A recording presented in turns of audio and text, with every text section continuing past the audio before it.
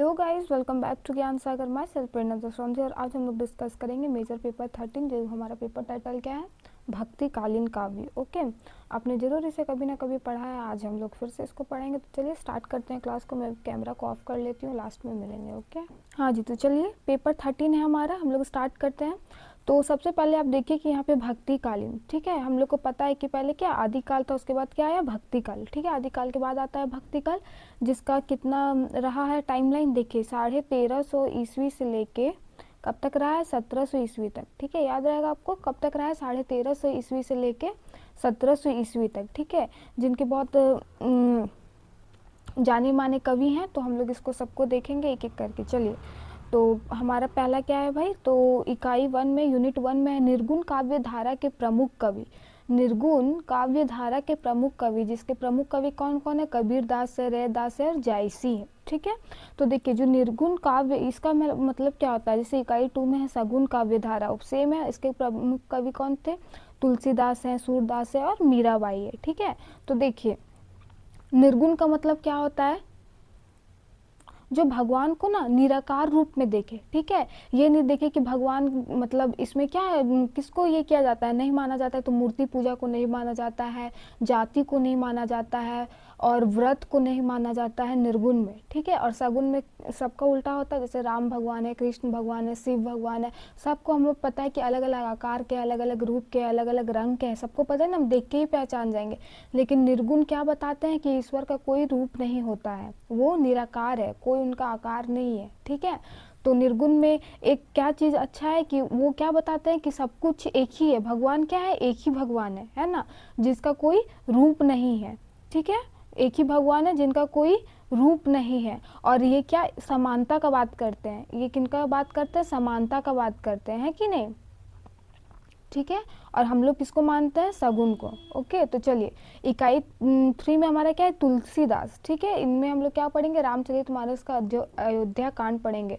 और सूरदास का ब्रह्मगीत सार पद संख्या कितना है, 1, 6, 8, 13, 20, 27, 24, 25, 33, 34, 37, 42, 52, 57, 64, ठीक है।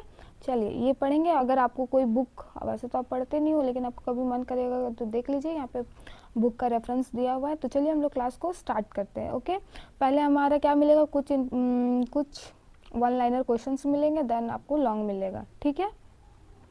चलिए पहला क्वेश्चन क्या है, निर्गुण धारा का प्रमुख दार्शनिक आधार क्या था। तो इसमें दार्शनिक आधार क्या था भाई, तो निर्गुण ब्रह्म की उपासना करना, ठीक है। क्या, निर्गुण ब्रह्म की उपासना करना। ओके, चलिए क्वेश्चन नंबर 2, निर्गुण भक्ति आंदोलन के सर्वाधिक प्रभावशाली कवि कौन थे। देखिए तो इसका आंसर आप लोग को भी पता होगा, इसका क्या है, संत कबीरदास जी, ठीक है।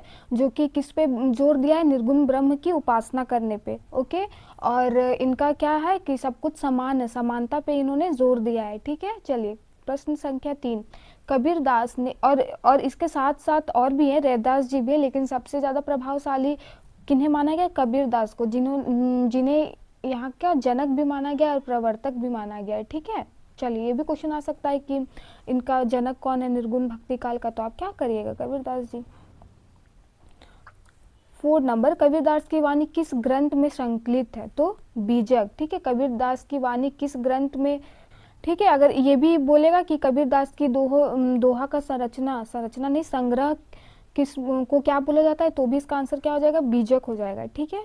क्वेश्चन 5, रैदास की भक्ति का प्रमुख सामाजिक उद्देश्य क्या है, तो क्या है भाई, तो सामाजिक समानता, मानवीय गरिमा की स्थापना करना, जो कि हमारा क्या है, निर्गुण भक्ति काल के कवि ने किया है, क्या क्या, सामाजिक समानता पे जोर दिया और मानवीय गरिमा की स्थापना, ठीक है। क्वेश्चन नंबर 6, रैदास किस सामाजिक वर्ग से संबंध रखते थे, तो रैदास जी कौन से ये से वर्ग से, तो चमार, ठीक है, चर्मकार लिखा हुआ है, ठीक है, शिल्पकार। और चलिए शिल्पकार जो मूर्ति उर्ति बनाते हैं, है ना, किस भक्ति परंपरा के कवि थे, तो क्वेश्चन ही अधूरा है। चलिए दूसरा क्वेश्चन देखते हैं, सगुण काव्य धारा, निर्गुण हमें समझ में आ गया कि भगवान का कोई आकार नहीं होता है, यहाँ पे क्या सामाजिक समानता का बात कहा जाता है, और किसका, और इसमें ब्रह्म का उपासना किया जाता है, निर्गुण ब्रह्म का, ठीक है, जिसके जनक और प्रवर्तक किन्हें माना गया है, कबीरदास जी का। इतना आपका क्लियर हो गया होगा। चलिए इकाई 2 में अब हम लोग बढ़ते हैं। तो 8 है, सगुण भक्ति का मूल स्वरूप क्या है? तो साकार ईश्वर की उपासना। साकार ईश्वर की उपासना मतलब हम लोग बजरंगबली का पूजा करेंगे, बजरंगबली का अलग साकार है कि नहीं? शिव जी का अलग है, राम का अलग है, तो यही है। सगुण भक्ति की राम भक्ति शाखा के प्रमुख कवि कौन थे? तो सगुण भक्ति के, राम भक्ति के, ठीक है, इसके अलग अलग शाखाएं हैं, राम भक्ति है, कृष्ण भक्ति है, तो राम भक्ति शाखा के प्रमुख कवि कौन थे? इसका आंसर क्या हो जाएगा भाई? तो हमारे तुलसीदास जी, जिन्होंने रामचरितमानस का क्या किया है? रचना किया है। इसके साथ साथ क्या नाभादास भी हो जाएंगे, है कि नहीं? जिन्होंने क्या राम भक्ति में क्या हो जाएगा? जो राम जी को सेंटर पे रख के जो कवि लिखते हैं, ठीक है। कृष्ण भक्ति में क्या हो जाएगा? कृष्ण भक्ति में किसका नाम आ जाएगा? मीराबाई का नाम आ जाएगा, है कि नहीं? चलिए, सगुण भक्ति की कृष्ण भक्ति शाखा में प्रमुख कवि कौन थे? तो चलिए, ये आप लोग हमको कमेंट करके बताइएगा कृष्ण भक्ति का, ठीक है। 11 नंबर, मीरा भाई की भक्ति किस भाव से संबंधित थे? तो माधुर्य भाव से, तो उनकी ये में था। चलिए, 12 नंबर, तुलसीदास की भक्ति का आधार कौन सा मार्ग है? तो भक्ति और मर्यादा का समन्वय। जैसे कि हम लोग को जानते थे कि राम को ही क्या मर्यादा पुरुषोत्तम राम कहा जाता था, तो इन्होंने भी भक्ति और मर्यादा का ही समन्वय पर ये किया है, ठीक है। 13 नंबर, सूरदास के काव्य का मुख्य विषय क्या है? तो श्री कृष्ण की बाल एवं लीलात्मक छवि, ठीक है। सूरदास जी, हम लोग को पता है कि श्री कृष्ण का बाल जीवन पे रचनाएं की है, उनके लीलाओं पे की है, ठीक है। 14, मीरा भाई की भक्ति की प्रमुख विशेषता क्या है? तो आत्मसमर्पण और अन्य प्रेम। जैसे कि हम लोग को पता है कि वो कृष्ण को अपना पति मानती थी, पति मानकर उसकी क्या उपासना करती थी, है कि नहीं? उसको भजती थी, और इसमें हमें क्या प्रेम और वैराग्य की प्रतीक मानते हैं, है कि नहीं? प्रेम और वैराग्य का प्रतीक मानते हैं, ठीक है। और इनका भजन कैसा रहता था? तो पदावली। ओके, इतना याद रहेगा ये के बारे में, सगुण भक्ति के बारे में, कि इनके कौन थे जनक, किन्हें माना गया? तुलसीदास जी को, और इनके साथ साथ नाभादास भी हैं, ठीक है। चलिए, अब हमारा रामचरितमानस से अयोध्या कांड से क्वेश्चन रहेगा। तो अयोध्या कांड किस ग्रंथ का अंग है? तो ये क्या हो जाएगा? रामचरितमानस, ठीक है। चलिए, 16 नंबर, अयोध्या का केंद्रीय विषय अयोध्या कांड का केंद्रीय विषय क्या है? तो राम का वनगमन और आदर्श मर्यादा, जो राम जी का जो 14 वर्ष का वनवास होता है उन पे, और उनके आदर्श मर्यादा जीवन पर, ठीक है। 17, अयोध्या कांड में किस चरित्र का त्याग सबसे अधिक प्रभावशाली है? तो भरत का त्याग, जो उनके भाई पे जाने पे वो राजपाट त्याग करके जो वो नगर के बाहर रहते थे, तो ये भी क्या उनका बहुत बड़ा त्याग ही था, है कि नहीं? चलिए, भ्रमर गीत सार की रचयिता कौन है? भ्रमर गीत सार के प्रमुख भाव कौन सा है? तो विरह, प्रेम की तीव्रता, विरह मतलब अलग होना, दुख होना, ठीक है, और प्रेम की तीव्रता, ठीक है। 20 नंबर, ब्रह्म गीत सार में गोपनियों का प्रेम किस रूप से व्यक्त हुआ है? तो आध्यात्मिक और अन्य प्रेम के रूप में, आध्यात्मिक और अन्य प्रेम, स्पिरिचुअल, ठीक है। चलिए, निर्गुण काव्य धारा से अब हम थोड़ा लॉन्ग क्वेश्चन देखेंगे, ओके। अच्छा, थोड़ा छोटा छोटा इंपॉर्टेंट क्वेश्चन अगर आप उसमें ऐड कर सकते हैं। तो रामचरितमानस की भाषा क्या थी? तो अवधी थी, ठीक है। अगर आप ये सब लॉन्ग करने के लिए लिख सकते हो, ठीक है, ये सब भी इम्पोर्टेंट है। क्या है? मानस की भाषा क्या है? अवधी में, ठीक है। और सूरदास किसकी भक्ति करती थी? तो कृष्ण जी का करते थे, है कि नहीं। कबीर के दोहों का संग्रह क्या कहलाता है? बीजक कहलाता है, ठीक है। रैदास की जाति तो हमें पता चला गया, चर्मकार, ठीक है। और अगर आप इससे बढ़ा चढ़ा के लिख सकते हो कि तुलसीदास जी का जन्म कहाँ हुआ? तो यूपी के सरो गाँव राजापुर में हुआ था, है कि नहीं। तो ये सब है। और एक बहुत इंपॉर्टेंट क्वेश्चन जो, हाँ, इसमें जो ये कविताएं लिखी गई है, दोहा लिखी गई है, उसमें कौन सा रस आपको मिलेगा? भक्ति रस। वेरी वेरी इंपॉर्टेंट, है कि नहीं। कौन सा होगा? भक्ति रस। आपको हो सके, ये बहुत इजी था, सबको पता होगा, लेकिन आप क्वेश्चंस में ऐड जरूर कीजिएगा, ओके। तो चलिए, प्रश्न संख्या 1, निर्गुण काव्य धारा की प्रमुख विशेषताएं का वर्णन कीजिए। तो निर्गुण काव्य धारा की प्रमुख विशेषता तो हमें एक दो पहले से ही पता चल गया। क्या पता चल गया? कि ये लोग समानता पे बात करते थे, है कि नहीं। भगवान एक है, और क्या है? भगवान एक है, और ये जाति व्रत ये सब को नहीं मानते थे, है कि नहीं। चलिए, ये सब हम लोग अब पढ़ेंगे और देखेंगे। निर्गुण काव्य धारा, होप आप लोग को समझ में आ रहा होगा।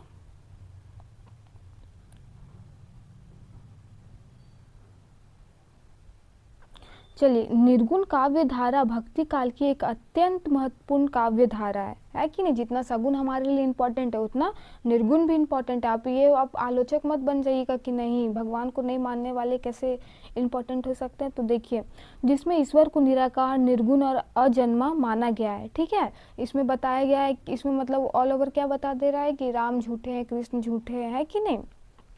अजन्मा मतलब वही ना जो जन्म नहीं लिया है। चलिए, इस धारा के कवियों ने ईश्वर की उपासना को बाह्य आडंबरों कर्म कांडों से मुक्त माना, ठीक है, तथा आंतरिक साधना आत्मज्ञान पर विशेष बल दिया। इन्होंने क्या बताया कि हाँ, आत्मज्ञान जो है हमारा आंतरिक साधना, जितना हम अंदर में अपना भगवान को पूछते हैं, दिखावा नहीं करते हैं, वही हमारी क्या है, सच्ची श्रद्धा है। अब ये मत सोचिएगा कि हम भगवान के ये हैं प्रतिरोधक, ऐसा नहीं है, ठीक है। यहाँ जो लिखा है वही बस बोल रहा है। आत्मज्ञान पर विशेष बल दिया। निर्गुण काव्य में मूर्ति पूजा, तीर्थ व्रत, जाति प्रथा का स्पष्ट विरोध मिलता है, ठीक है। देखिए, ये लोग ना कि उन लोग को झूठा मानता था बल्कि विरोध भी करता था, है कि नहीं। और विरोध ये नहीं कि क्या बोलते हैं उसको, अभी हम लोग स्कॉलरशिप के लिए क्या निकाल रहे हैं, मोर्चा, ये सब नहीं, ये सब क्या रैली क्या बोलते हैं, बहुत अच्छा वर्ड है। तो देखिए, ये सब नहीं, ये क्या अपने काव्य, अपने कलम को ही सिपाही बना के वो लिखते थे और उसी से लगता था कि हाँ भाई ये विरोध कर रहे हैं, है कि नहीं। इस धारा की एक प्रमुख विशेषता सामाजिक समानता का संदेश है कि नहीं। क्या है, सामाजिक समानता का संदेश देता है, इक्वालिटी का संदेश देता है। कहाँ गया। निर्गुण कवियों ने यह प्रतिपादित किया कि ईश्वर सभी मनुष्य के भीतर समान रूप से निवास करते हैं, इसलिए ऊंच नीच का कोई आधार नहीं है कि नहीं। भाषा की दृष्टि से निर्गुण काव्य लोक भाषा में रचा गया। और देखिए, भाषा क्या है इसका, लोक भाषा, ठीक है, जिसमें यह जन साधारण तक आसानी से पहुंच जाए। लोक भाषा में लिखने का कारण ही क्या होता है, ताकि जन जो आसान है, जो जन तक पहुंच सके, है कि नहीं। अब लिख देगा पूरा ये में रस उस और बहुत ज़्यादा हैवी कॉम्प्लेक्स, ये में समझ ही नहीं पाएगा। तो कोई मीडिएटर होगा जो उसमें फिर क्या करेगा, उसको लीला करके दिखाएगा, तब समझेगा, है कि नहीं। चलिए, निर्गुण काव्य धारा केवल धार्मिक आंदोलन नहीं थी बल्कि यह सामाजिक सुधार का भी सशक्त माध्यम बनी, जिसमें मानवतावाद और नैतिक चेतना को प्रोत्साहित किया, है कि नहीं। तो चलिए, हम लोग होप आपको वो प्रश्न 1 समझ में आ गया होगा। चलिए इसको करते हैं। काव्य में कबीर, यहाँ पे कबीरदास होगा, ठीक है। कबीरदास के निर्गुण भक्ति परंपरा में समाज सुधारक की चेतना स्पष्ट कीजिए। तो वो कैसे समाज सुधारक हम उनको मान सकते हैं, उनकी क्या चेतना रही है, तो इस पे हम लोग चलिए देखते हैं।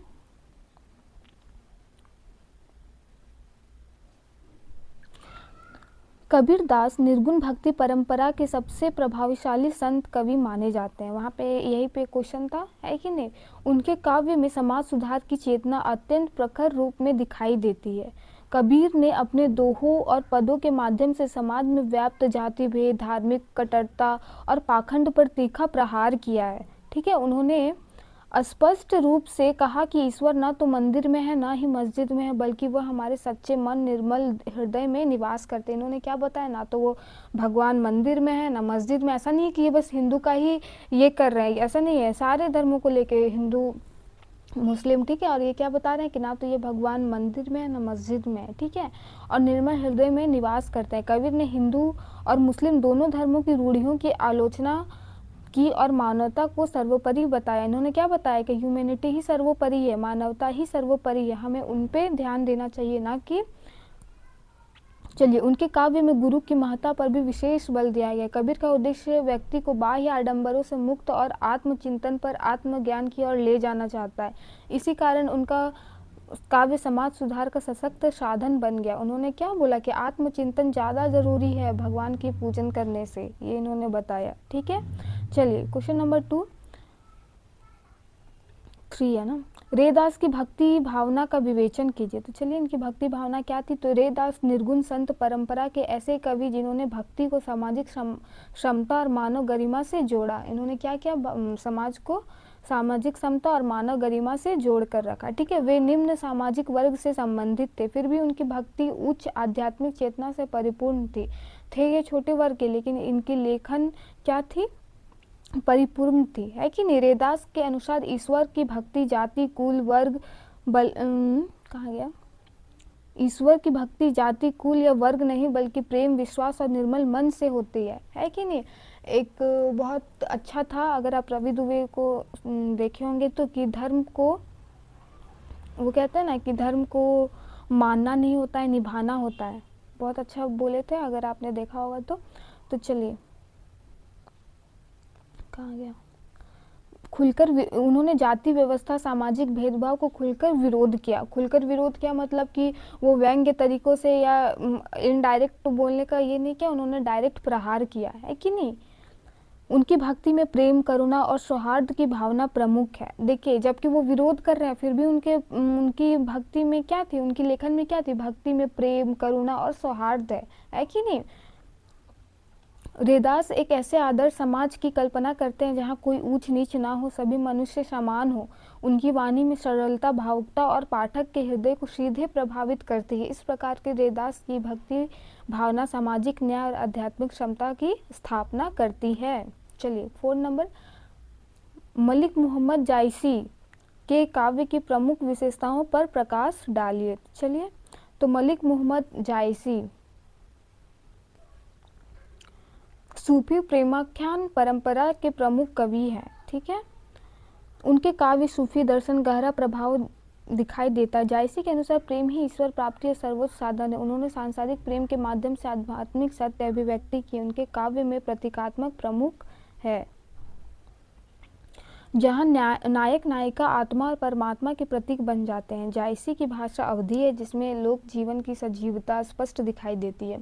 उनका काव्य भावनात्मक होने के साथ तो दार्शनिक भी है। जायसी ने प्रेम, त्याग और आत्मसमर्पण जैसे मानवीय मूल्यों का अत्यंत प्रभावशाली ढंग से प्रस्तुत किया। इस कारण उनका काव्य सूफी साहित्य में विशेष स्थान रखता है। अब कोई बच्चा बोलेगा कि इतना छोटा छोटा क्वेश्चन क्यों है, तो देखिए आपको मेन पॉइंट्स मिल गया। और आप अगर हिंदी के, आप बीए के स्टूडेंट्स हैं तो आप थोड़ा उसको बढ़ा चढ़ा के लिख सकते हैं, ठीक है। प्रश्न संख्या 5, निर्गुण काव्य धारा का सामाजिक महत्व स्पष्ट कीजिए। तो क्या है भाई, चलिए, निर्गुण काव्य धारा का सामाजिक महत्व अत्यंत व्यापक है। कैसे व्यापक है, तो चलिए देखते हैं। इस धारा के मध्यकालीन समाज में व्याप्त जाति प्रथा, धार्मिक कट्टरता और अंधविश्वास पर जोरदार विरोध किया। उस टाइम ना यही सब पे बहुत ज़्यादा, अभी हम लोग को लगता है कि जाति ये वो, पहले बहुत निम्न वर्ग को बहुत परेशान किया जाता था, ठीक है। अंधविश्वास बहुत अपना सीमा पार था, है ना। निर्गुण कवियों ने समाज को यह संदेश दिया कि सभी मनुष्य समान हैं। ईश्वर तक पहुंचने का मार्ग प्रेम और आत्मज्ञान है। और इन्होंने क्या बताया, हम ईश्वर तक कैसे पहुंच सकते हैं, प्रेम से और आत्मज्ञान से, ठीक है, ना कि कर्म कांड से। लेकिन हम क्या करते हैं, कर्म को ही मानते हैं, कर्मा रिटर्न्स 10 बार बोलते हैं दिन में, है कि नहीं। इस काव्य धारा ने भक्ति को व्यक्तिगत अनुभव से जोड़ा और उसे जन साधन के लिए सुलभ बनाया। लोक भाषा के प्रयोग के कारण यह काव्य आम जनता में लोकप्रिय हुआ। निर्गुण काव्य में मानवतावादी दृष्टिकोण को बढ़ावा दिया और सामाजिक सुधार को गति दी। इस प्रकार यह काव्य धारा केवल साहित्यिक आंदोलन नहीं बल्कि सामाजिक परिवर्तन की एक सशक्त शक्ति सिद्ध करती है। ये हमारा था निर्गुण से। अब हम पढ़ेंगे किससे, सगुण काव्य धारा से। तो चलिए, सगुण भक्ति काव्य की प्रमुख विशेषताओं का वर्णन कीजिए। तो चलिए करते हैं। सगुण भक्ति काव्य में ईश्वर को आकार रूप में स्वीकार किया गया। इस धारा में राम कृष्ण की उपासना प्रमुख है, ठीक है, राम और कृष्ण जी को सेंटर पर रखा गया। सगुण भक्ति काव्य भावनात्मक और रसात्मक होता है, जिसमें भक्ति के विभिन्न भावों, वात्सल्य, माधुर्य, दास्य आदि की सुंदर अभिव्यक्ति मिलती है। वात्सल्य मतलब जो बाल क्रीड़ाओं पे होती है, माधुर्य जैसे हम जिनका जानते हैं क्या, मीराबाई प्रसिद्ध है कि नहीं, अभिव्यक्ति मिलती। इस काव्य में ईश्वर को मानवता रूप में प्रस्तुत किया गया, जिसमें भक्त भगवान के बीच आत्म संबंध स्थापित होता है। सगुण भक्ति काल में लीलाओं का वर्णन, लोक मंगल की भावना, नैतिक आदर्शों का प्रचार प्रमुख है। भाषा सरल और मधुर है, जिसमें यह जन साधारण के लिए सहज बन जाता है। सगुण भक्ति काव्य ने धार्मिक भावना के साथ साथ सांस्कृतिक नैतिक मूल्य को भी सुदृढ़ किया, ठीक है। चलिए, तुलसीदास के काव्य में राम की मर्यादित छवि का विवेचन कीजिए। जिन्होंने मर्यादा पुरुषोत्तम राम के बारे में, अच्छा हम लोग जो इतना पढ़ते हैं क्या वो इतना मर्यादा वान थे, तो ये सब हम लोग को कैसे पता चलता है? तो यही सबसे हमें ज़्यादा स्ट्रॉन्ग एविडेंस मिलता है, ठीक है, इन्हीं की रचनाओं से अलग अलग। वरना हम ना देखे हैं ना कुछ जाने, फिर भी हमको पता है कि वो क्या है, मर्यादा पुरुषोत्तम के नाम से जाने जाते थे, है कि नहीं? तो इन लोग का भी बहुत बड़ा हाथ है ना? तुलसीदास ने अपने काव्य में राम को, अच्छा कितने लोग बताइए वाल्मीकि द्वारा रचित जो बोला जाता है, कितने लोग पढ़े होंगे? नहीं पढ़े होंगे, है कि नहीं? तुलसीदास ने अब अपने काव्य में राम को मर्यादा पुरुषोत्तम के रूप में प्रस्तुत किया। ये राम उनके लिए केवल देवता नहीं बल्कि आदर्श मानव है। वे आदर्श पुत्र, आदर्श पति, आदर्श भाई और आदर्श राजा के रूप में चित्रित किए गए। राम का जीवन कर्तव्य, त्याग, करुणा, धर्म का प्रतीक है। तुलसीदास के राम लोक मंगल की भावना से प्रेरित है और समाज को नैतिकता का मार्ग दिखाते हैं। वे व्यक्तिगत सुख से अधिक सामाजिक कर्तव्य को महत्व देते हैं। ये भी है कि नहीं, व्यक्तिगत सुख से ज़्यादा क्या है, समाज के लिए वो काम करते थे, कार्य करते थे। इस प्रकार तुलसीदास के काव्य में राम की छवि भारतीय संस्कृति और आदर्श जीवन मूल्यों की सशक्त प्रतीक बन जाती है। वो एक आदर्श पुत्र थे, तभी उन्होंने अपने पिता के आदेश के ही कारण क्या किया, 14 वर्ष का वनवास किया। अगर चाहते तो वो उसे नहीं मानते, क्योंकि उनके पिता भी नहीं चाहते थे कि वो जाए। वो उनको लगता है कि मेरे पिता नहीं चाहते हैं तो क्या हुआ, हम भी नहीं जाएंगे, है कि नहीं? लेकिन फिर भी उन्होंने क्या किया, अपने पिता का विरोध करके वो वहाँ पे गए, है ना? चलिए, सूरदास कृष्ण भक्ति शाखा के महान कवि हैं। अच्छा, क्वेश्चन क्या है, सूरदास कृष्ण भक्ति काव्य के भावनात्मक विशेषताओं का वर्णन कीजिए। तो देखिए, सूरदास कृष्ण भक्ति शाखा के महान कवि हैं। उनके काव्यों में भावनात्मक गहराई और कोमलता दिखाई देती है। सूरदास ने कृष्ण को बालक, मित्र और प्रियतम के रूप में चित्रित किया। उनके काव्य में वात्सल्य और माधुर्य भाव की प्रधानता है। यशोदा और कृष्ण के संबंधों का चित्रण अत्यंत मार्मिक है। इसके साथ ही गोपियों का कृष्ण के प्रति प्रेम, विरह भी गहराई से व्यक्त हुआ है, ठीक है। सूरदास की भाषा ब्रज भाषा है, जो उनके काव्य को मधुर और सरस बनाती है। ये इंपॉर्टेंट है कि कौन सी भाषा की है, ब्रज भाषा, ठीक है। और उनके काव्य में भक्ति और भावनाओं का सुंदर समन्वय देखने को मिलता है। इनके लेखन में, काव्य में क्या हमें मिलता है कि प्रेम भी है, विरह भी है कि नहीं? चलिए, प्रश्न 9, मीराबाई की भक्ति की विशिष्टताओं पर प्रकाश डालिए। तो चलिए देखते हैं। हम लोग को ऐसे भी पता है कि मीराबाई क्या थी, वैराग्य की प्रतीक थी। देखिए, मीराबाई की भक्ति पूर्ण आत्मसमर्पण, वेट चलिए, मीराबाई की भक्ति पूर्णतः आत्मसमर्पण और अन्य प्रेम पर आधारित है। उन्होंने कृष्ण को अपना पति माना, आधार्य मानकर जीवन को समर्पित कर दिया, अपना जीवन इन पे समर्पित कर दिया। मीरा की भक्ति सामाजिक बंधनों और परंपराओं से मुक्त है। उन्होंने लोक लाज, कुल मर्यादा और सामाजिक आलोचना की परवाह नहीं की। देखिए, ये एक रानी थी, ये चाहती तो सुख भोग कर रह सकती थी। हाँ, हम घर में पूजा करेंगे, है कि नहीं, ये हो सकता था। लेकिन इन्होंने क्या किया, सारे समाज को, सारा किसी का परवाह नहीं किया और आपने क्या किया, अपने कृष्ण का भक्ति वो करते रही। अगर हम लोग नॉर्मल पीपल करेंगे तो किसी को आसपास पता नहीं चलेगा, लेकिन यही एक राजा रानी करेगा तो वो क्या हो जाएगा, मुद्दा बन जाएगा, बात होगा, चर्चा होगा, तो उस पर पारिवारिक दबाव भी होगा कि नहीं? तो उन सब से ऊपर उठ के इतना करना क्या है, अपने आप में एक बहुत बड़ा बात है। उन्होंने लोक लाज, कुल मर्यादा और सामाजिक आलोचना की परवाह नहीं की। उनकी भक्ति में माधुर्य भाव की प्रधानता, मीरा की वाणी में विरह, प्रेम और वैराग्य की तीव्र अनुभूति थी। वे स्त्री चेतना की सशक्त प्रतिनिधि है। उनकी भक्ति को व्यक्तिगत अनुभव पर आधारित है, जो उसे अत्यंत प्रभावशाली बनाती है। चलिए, सगुन भक्ति काव्य में साहित्यिक भाव स्पष्ट कीजिए। वो हम लोग समाज के लिए देखें तो इसमें साहित्य के लिए देखेंगे। सगुन भक्ति काव्य हिंदी साहित्य की सबसे समृद्ध और प्रभावशाली परंपराओं में से एक है। इस काव्य ने भाषा को सरस, भावपूर्ण और जन सुलभ बनाया। इसमें भक्ति के साथ सौंदर्य, रस, कला और उत्कृष्ट समन्वय सब कुछ है। ऐसा नहीं कि बस भक्ति है, इसमें क्या है, सुंदरता के साथ कला है कि नहीं।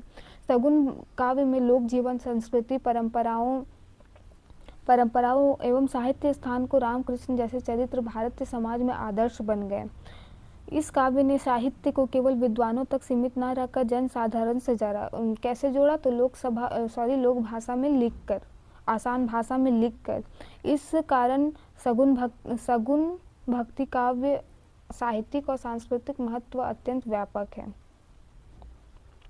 अब अयोध्या कांड से करेंगे। चलिए, अयोध्या कांड का कथ्य एवं भाव पक्ष स्पष्ट कीजिए। तो अयोध्या कांड, ये आप लोग को हार्ड नहीं लगेगा क्योंकि हम लोग को सब कुछ पता ही रहता है, बस कैसे कैसे लिखना है वो हम लोग देखेंगे, ठीक है।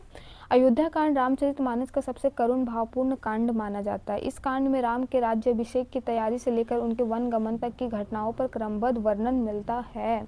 कैकेयी द्वारा मांगे गए वरदान राम को 14 वर्ष का वनवास स्वीकार करना पड़ता। इस प्रसंग में दशरथ का गहरा शोक, कौशल्य का पीड़ा, सीता और लक्ष्मण का त्याग और अयोध्या की करुण स्थिति का अत्यंत मार्मिक रूप में चित्रित है। तो कब से राज्याभिषेक से लेके कहाँ तक का बात किया गया है, वनवास तक, ठीक है। और इसमें क्या क्या है, तो कैसे दशरथ का शौक, वो उन्हीं के ये में व्याकुल होकर अपना प्राण त्याग देते हैं राम राम बोल के। कौशल्या का पीड़ा को दर्शाता है कि कैसे वो चला जाता है कि नहीं। सीता को कितना बड़ा ये होता है कि तुरंत शादी के बाद आती है, तुरंत वनवास जाना पड़ता है।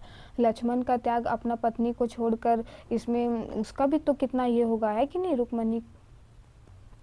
चलिए, तथा अयोध्या की करुण स्थिति का अत्यंत मार्मिक रूप में चित्रित है। भाव पक्ष की दृष्टि से अयोध्या कांड में करुण रस की प्रधानता है। तुलसीदास ने मानवीय संवेदनाओं को इतनी गहराई से प्रस्तुत किया कि पाठक भाव विभोर हो उठता है कि इस कांड में त्याग, कर्तव्य, मर्यादा, पारिवारिक मूल्यों का उत्कृष्ट समन्वय मिलता है। अयोध्या कांड में राम के आदर्श चरित्र का वर्णन कीजिए। तो चलिए,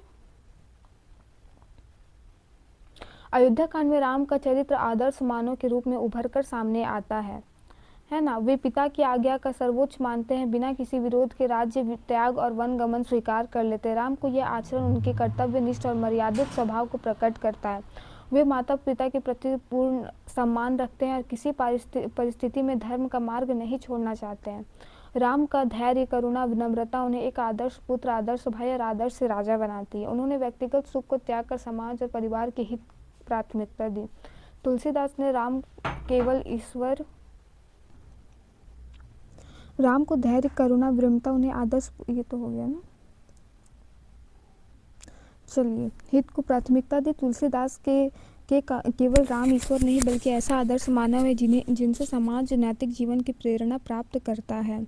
भरत के त्याग एवं चरित्र की विशेषताओं पर प्रकाश डालिए। तो चलिए, भरत अयोध्या कांड का सबसे उदात्त और त्यागमयी पात्र है। राम के वन गमन के बाद भरत को राज्य सौंपा जाता है, तब वे स्वीकार करने से स्पष्ट इनकार कर देते। वे राम के अयोध्या का वास्तविक राजा मानते हैं और स्वयं को उनका सेवक समझते हैं। भारत राम की खड़ाऊ सिंहासन पर रखकर राज्य संचालन करते हैं। खड़ाऊ मतलब वो खड़म हम लोग बोलते हैं, जो उनके त्याग को राम भक्ति का सर्वोच्च उदाहरण है। उनके चरित्र में विनम्रता, भातृ प्रेम और कर्तव्य निष्ठा स्पष्ट दिखाई देता है। भारत सत्ता के लोकसभा से पूर्णतः मुक्त और उनका जीवन आदर्श भाई और आदर्श नागरिक के रूप में का प्रतीक माना जाता है। चलिए, देखिए, अब ना बहुत ज़्यादा हार्ड क्वेश्चन नहीं है और आप उसको अपने से भी कर सकते हैं। तो उसको हम ये क्वेश्चन आपको हम बता देते हैं, और अगर आपको फिर भी दिक्कत होगा ना तो आप कमेंट कर दीजिएगा, हम एज अ पार्ट 2 उसको लेके इसका आंसर सब इसको फिर डिस्कस कर देंगे, ठीक है। चलिए, 14 है, अयोध्या कांड में करुण रस की अभिव्यक्ति का विवेचन दीजिए। तो करुण रस तो है ही, प्राण त्याग देता है, विलाप होता है, विरह होता है कि नहीं। तो ये सब आपको लिखना है। 15 में क्या है, अयोध्या कांड का नैतिक एवं सामाजिक संदेश स्पष्ट कीजिए। कर्तव्य के लिए अपना सब छोड़ दिया है कि नहीं। चलिए, 16 भ्रमर गीत का सार का विषय एवं भाव पक्ष स्पष्ट कीजिए। 17 में क्या, भ्रमर गीत सार में गोपियों के प्रेम का स्वरूप को स्पष्ट कीजिए। 18 भ्रमर गीत सार में विरह वेदना का चित्रण कीजिए। 19 भ्रमर सार में सूरदास की भाषा एवं शैली की विशेषता बताइए। 20 भ्रमर सार का साहित्यिक महत्व स्पष्ट कीजिए। आप चाहें तो स्क्रीनशॉट ले सकते हैं, धीरे धीरे पार करेंगे, ठीक है।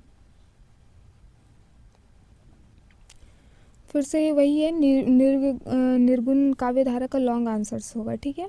तो निर्गुण काव्यधारा की दार्शनिक, सामाजिक एवं साहित्यिक विशेषताओं पर विस्तार से विवेचन कीजिए। तो हम लोग दार्शनिक भी देखे, सामाजिक भी देखे, साहित्यिक भी देखे, तीनों मिला के आपको यहाँ पे लिख देना है, ठीक है। केवल साहित्यिक आंदोलन नहीं था, सामाजिक भी था, परिवर्तन था, है कि नहीं। और यहाँ पे आपका है, कबीरदास के निर्गुण काव्य धारा में धार्मिक पाखंड और सामाजिक रूढ़ियों का आलोचना पर विश्लेषण कीजिए। तो उन्होंने जैसे बताया था कि कोई नहीं होता है, पूजा मनुष्य के अंदर होता है नहीं। चलिए 13 नंबर, रैदास की भक्ति दृष्टि और सामाजिक चेतना का समग्र मूल्यांकन कीजिए। 4, मलिक मोहम्मद जायसी हिंदी के काव्य में सूफी प्रेम दर्शन पर विवेचन कीजिए। 5, निर्गुण काव्य धारा के विकास में संत परंपरा की भूमिका का आलोचनात्मक विवेचन कीजिए। सगुण काव्य धारा, सगुण भक्ति काव्य में अवधारणा, प्रमुख विशेषताएं एवं ऐतिहासिक महत्व पर विस्तार से विवेचन कीजिए।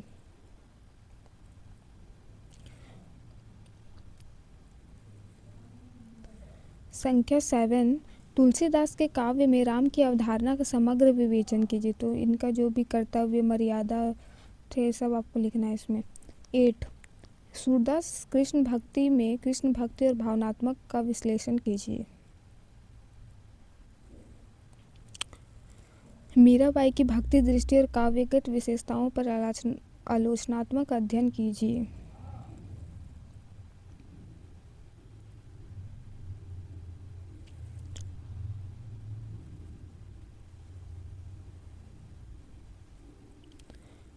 चलिए, सगुण काव्य धारा में राम भक्ति, कृष्ण भक्ति और परंपराओं की तुलनात्मक विवेचन कीजिए।